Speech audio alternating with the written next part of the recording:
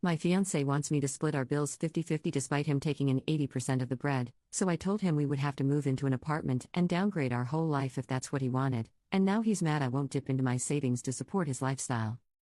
My 26F fiancé, 26M, sat me down yesterday and gave me a long talk about how he feels like I don't contribute enough to the household, particularly in the financial sense. I was a bit caught off guard by this, but was willing to hear him out, since he wasn't wrong. He makes a lot more than I do, and we've always split bills accordingly, which ends up being about 80% him. I asked what he wanted me to pay now, and he was adamant about it being 50-50. I asked if everything was okay with his job, or if he needed to take fewer hours, and he wouldn't answer me. I honestly wouldn't have gotten upset if there seemed like an actual reason behind it, but he just said he'd been thinking about it a lot, over and over, every time I asked what brought him to this conclusion, what was going on, and eventually he just said this is how it's going to be, take it or leave it. Those exact words, in response to literally everything I said. Full shutdown. No explanations.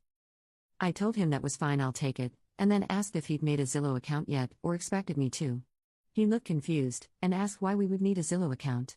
I explained that there's no way I can afford half rent on our current place, so we'll probably have to move into a one-bedroom apartment. He got mad and asked why I didn't have savings. I told him that I do, but I'm not paying rent out of my savings, because that's a terrible and unsustainable idea.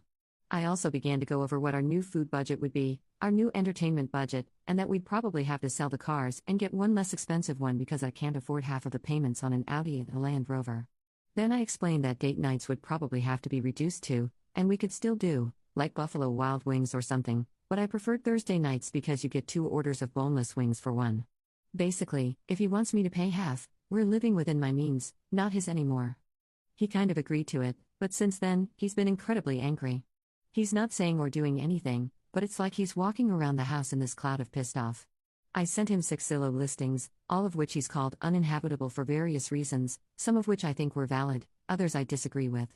He's now saying that I'm being unfair and manipulative, and that he tried to come to me with a serious concern about our relationship, and I'm making it impossible for him to talk to me, and bulldozing over him.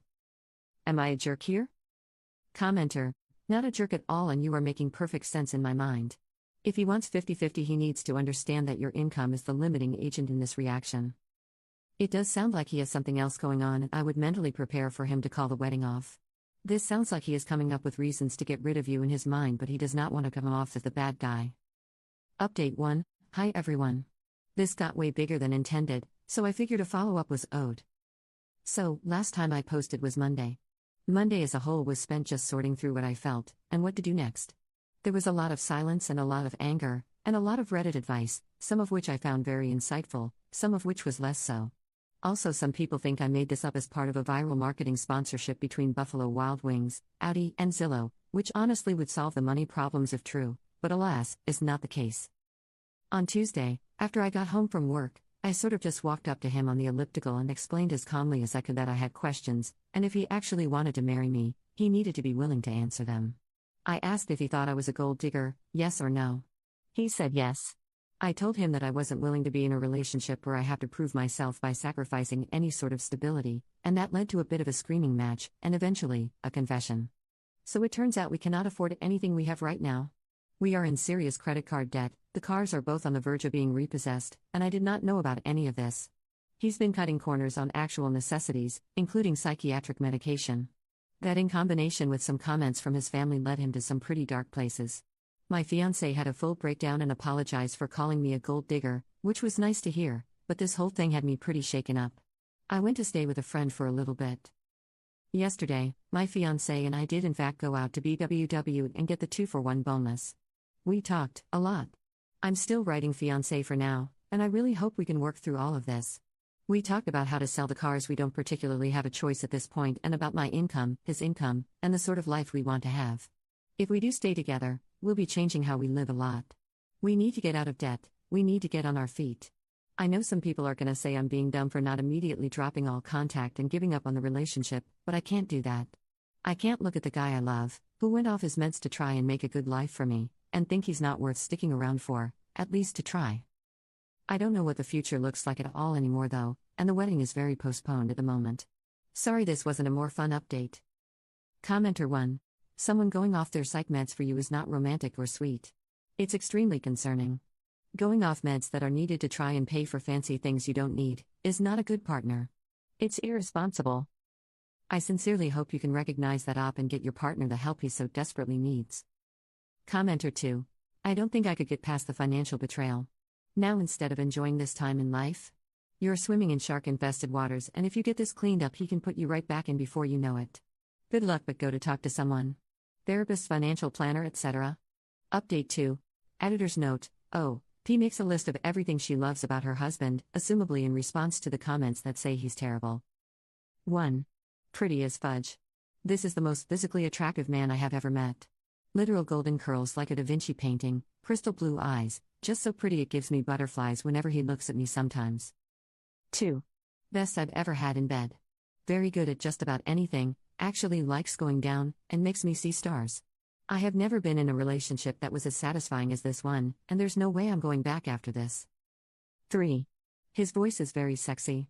Especially when he speaks Russian. He also speaks French, Spanish, and apparently Latin? But Russian is my favorite. 4. Got a vasectomy so I could go off birth control. He was the one to suggest it, because he saw how much I hated those stupid pills, and he was willing to get an actual surgery for me. 5. Full of little surprises and adventures. He's always doing things like getting me wildflowers, making my favorite breakfast before I wake up, or even planning little day adventures for us to go on together. Life is never mundane because he's always making it special. 6. Actually does housework. Does not need to be asked to do housework. He actually does more of the cleaning than I do, and I cook most of the meals, because he thinks that sweeping and mopping floors is meditative. I do not know how I got this lucky on this one. 7. Plays guitar.